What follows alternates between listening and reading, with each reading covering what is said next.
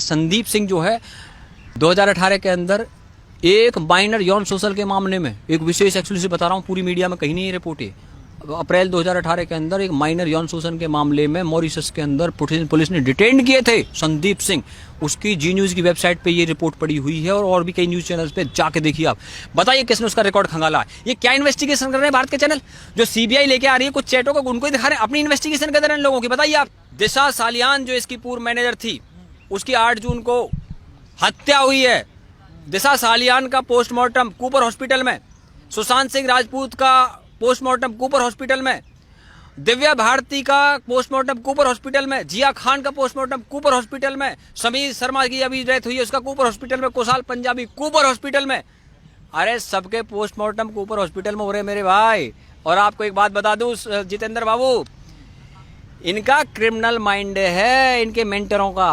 उसका एग्जाम्पल दे दूं आपको क्रिमिनल माइंड का, कि जो दिशा सालियान की मौत हुई है ये हुई है दिव्या भारती के अंदाज में। दिव्या भारती को 5 अप्रैल 1993 को जुहू के तुलसी अपार्टमेंट के 5वें फ्लोर से गिरा के मारा गया, या वो मरी ये अभी रहस्य में रहा। लेकिन ये सेम मामला जो था ये बाजीगर फिल्म के अंदर दिखाया गया। शाहरुख खान ने शिल्पा शेट्टी को गिरा करके मारा बाजीगर फिल्म में।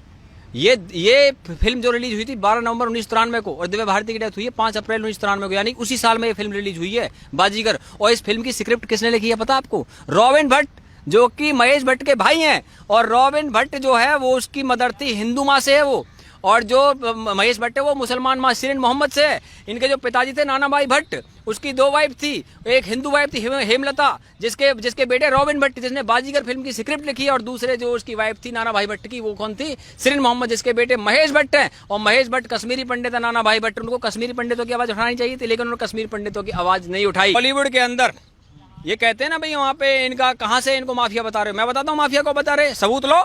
महेश भट्ट का बेटा राहुल भट्ट 26/11 के हमलों में उसका नाम आया था। किसने लिया था नाम? डेविड कोलमैन हेडली, जो कि मुंबई हमलों का मुख्य आरोपी था। उसने रेकी करवाई थी डेविड कोलमैन हेडली से मुंबई के अंदर। चलो उसमें ना जाते हुए हम आपको और आगे की बात बताते हैं। 1990 से लेकर के 2020 तक जितनी भी हत्याएं बॉलीवुड के अंदर हुई है, किसी में सजा नहीं हुई आज तक। जिया खान का मामला, जिया खान की जो 3 जून 2013 को जो हुआ, उसके अंदर मुख्य आरोपी राहुल सूरज पंचोली का कुछ हो गया।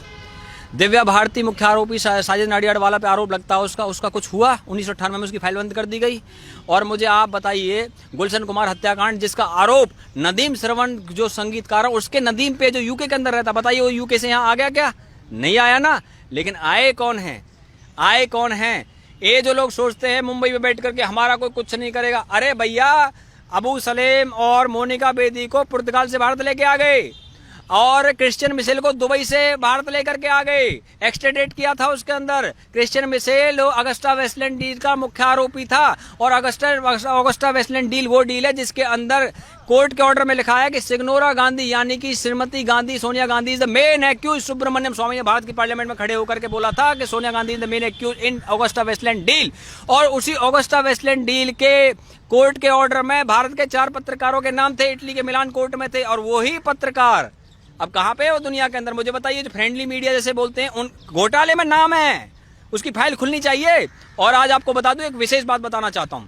वोरा कमेटी का नाम सुना आपने? 1993 के जो बम ब्लास्ट हुए थे उसके बाद में वोरा कमेटी बनी थी। उस वोरा कमेटी ने जो पॉलिटिक्स का अंडरवर्ल्ड के साथ घालमेल है बॉलीवुड वालों का, उसके लिए उन नामों की लिस्ट तय करी थी। और वो वोरा कमेटी की रिपोर्ट आज तक जो है पब्लिक नहीं की गई है, केवल उसके 20 पेज पब्लिक किए गए हैं, बाकी पेज नहीं पब्लिक किए गए। आज मैं भारत के होम मिनिस्टर से चाहता हूं उस धमाका कर देगी भारत के अंदर। वो उस रिपोर्ट के अंदर ऐसे नाम है, उसमें दाऊद इब्राहिम की डी कंपनी से जिन लोगों के संबंध थे मुंबई और दिल्ली के अंदर, उन लोगों के नाम वोरा कमेटी के अंदर है। वोरा कमेटी की रिपोर्ट एक्सपोज की जानी चाहिए, क्योंकि भारत के पत्रकार भी, आपको पता है कि भारत का सुप्रीम कोर्ट रात को 3 बजे खुला, 25 एडवोकेट गए। किसके लिए खुला? दाऊद इब्राहिम की डी कंपनी का गुंडा था वो याकूब मेमन, जिसके लिए भारत का सुप्रीम कोर्ट खुला था। दुबई में बैठ करके उन लोगों ने यहाँ भारत के सुप्रीम कोर्ट के लिए एडवोकेट भिजवा दिए। और जहां तक बात है, आपको मैं बता दूं, आज ड्रग्स के मामले सामने आ रहे।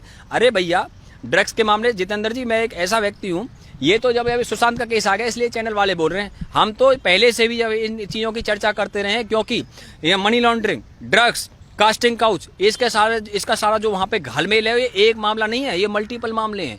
मल्टीपल मामले कैसे, उदाहरण के साथ बता देता हूँ। बंटी सचदेव कॉर्नरस्टोन कंपनी का सीईओ, कॉर्नरस्टोन कंपनी के अंदर दिशा सालियान काम करती थी, कॉर्नरस्टोन के अंदर ही श्रुति मोदी काम करती है। जो ये श्रुति मोदी है, ये एक्स मैनेजर है किसकी, सुशांत सिंह राजपूत की। और श्रुति मोदी जो उसके अंदर मैनेजर रही है, तो कॉर्नरस्टोन की जो कंपनी का मालिक है बंटी सचदेव, उसको कल इंटेरोगेट किया सीबीआई ने। बंटी सचदेव की जो बहन है सीमा सचदेव, वो सोहेल खान की वाइफ है, और उनके अरबाज खान के संबंध है, ह्यूमन के साथ संबंध है बंटी सचदेव के। बंटी सचदेव जो है वो विराट कोहली, केएल राहुल, रविंद्र जडेजा, युवराज सिंह, इनके ब्रांड को मैनेज करते हैं। सानिया मिर्जा का मैनेज करते हैं। हरियाणा की जो जाट छोरी विनेश फोगाट है, उसका ब्रांड मैनेज करते हैं। और इसकी जो कंपनी है कॉर्नरस्टोन, उसकी वेबसाइट पे जाइए, कहते हैं किंगडम ऑफ 7 ड्रीम्स, यानी किंग ऑफ 7 ड्रीम्स, जो 7 किंगडम्स का मैं किंग हूं, ऐसा उसके वेबसाइट के अंदर लिखा है। तो उसको इंटेरोगेट किया गया है। तो उसका जो क्रिकेट, बॉलीवुड, पॉलिटिक्स, तीनों जगह मामला है।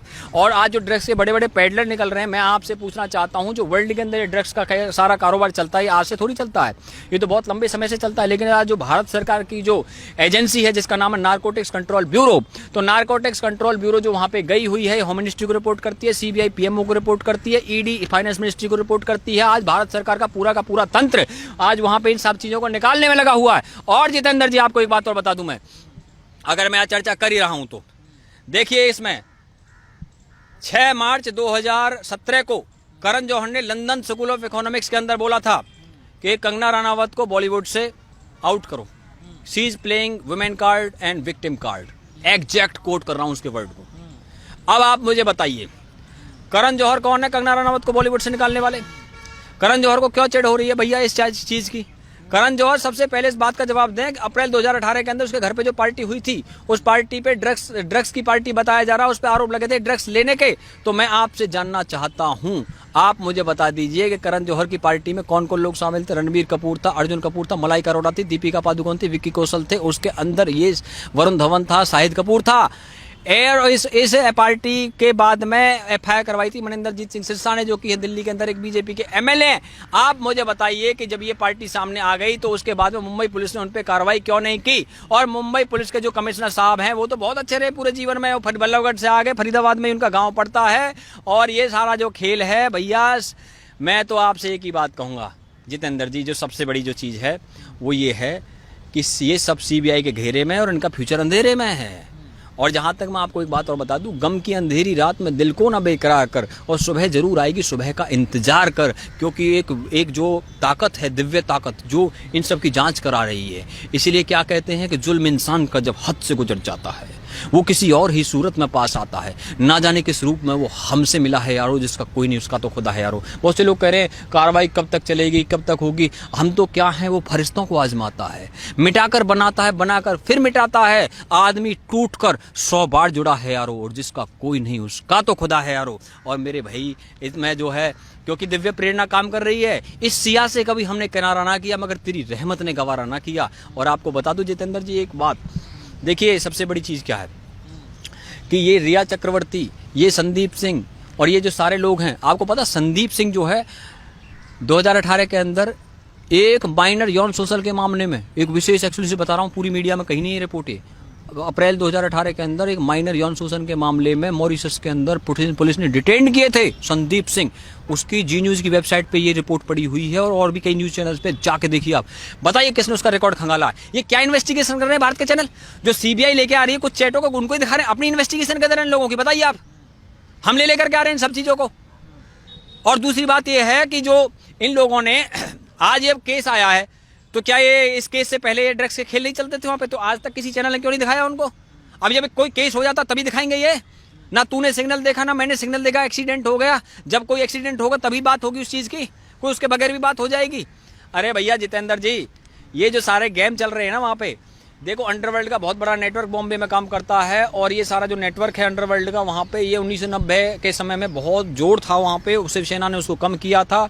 और अंडरवर्ल्ड का जो नेटवर्क है वो दुबई से और कराची से संचालित है। इसको डी के गैंग बोलते हैं, दुबई कराची गैंग। और आपको मैं और बात बता दूं, एक बेंगलोर के अंदर नारकोटिक्स कंट्रोल ब्यूरो जो कि जांच करती है ड्रग्स के मामलों की, उसने वहाँ पे डी अनिका नाम की एक छोटी सी एक्ट्रेस को निकाला। आप कहोगे इसका नाम क्यों ले रहे हो? उसका कारण बता देता हूं। उसकी चैट में साउथ के top 10 superstar, top 10 star, top 10 south के, उसमें ड्रग चैट में नाम है उनके। इसका मतलब साउथ की भी पूरी इंडस्ट्री ड्रग्स में डूबी हुई है। बताइए आप मुझे। और वो ड्रग्स बेंगलोर में कहां से आया था? ब्रुसेल्स, जो कि बेल्जियम की राजधानी है। और वहां पर एक बहुत बड़ा इवेंट फेस्टिवल होता है जिसमें पूरे यूरोप के लोग आते हैं। उसके अंदर ड्रग्स का बहुत बड़ी पार्टी उसमें आयोजित होती है। उसका टुमारोलैंड नाम का वो फेस्टिवल है। टुमारोलैंड फेस्टिवल से वो ड्रग्स बॉम्बे के अंदर आया। कौन सा था? उसमें मेथालीन, कोकेन, मरिजुआना, एमडीएमए, पीसीबी ड्रग्सों के नाम बता रहा हूं। ये थे वहां पर। और आर रविंद्रन डी कनिका को वहां पे उन्होंने डिटेन किया, अरेस्ट किया। अब आपसे मैं पूछता हूं कि इन सब के तार जो हैं, मैं आपसे पूछता हूं सिर्फ सुशांत केस के अंदर, जितेंद्र जी आप बताइए, सुशांत केस के अंदर जो 5-6 लोग हैं, केवल उन पे ही सजा होनी चाहिए या जो पूरा का पूरा जो ड्रग्स का धंधा चलता है इस पीढ़ियों को बचाने के लिए काम चलना चाहिए? मैं आपसे पूछता हूं। मैं भारत की जनता से भी जानना चाहता हूं। आपको सिर्फ जो है सुशांत के मामले में तो उनको तो सजा होगी ही होगी, कोई रोक नहीं सकता। लेकिन क्या सिर्फ उनको, आपको सिर्फ उन पे ही कार्रवाई चाहिए या जो पीछे सारा जो ड्रग्स की दुनिया है इसको खत्म करना चाहिए? बताइए आप मुझे। अरे भैया मेरे का हिंदुस्तान में कहावत है जमीनी स्तर की कि उंगली पकड़ते हैं ना जो लोग, वो पूरा हाथ भी पकड़ लेते हैं। तो उंगली पकड़ के हाथ पकड़ने का खेल चल रहा है। और इस सारे खेल के अंदर इतनी सारी मछलियां हैं। बड़ी मछलियों को पकड़िए आप। हिंदुस्तान में कहावत है चोर को मत पकड़ो, चोर की मां को पकड़ो।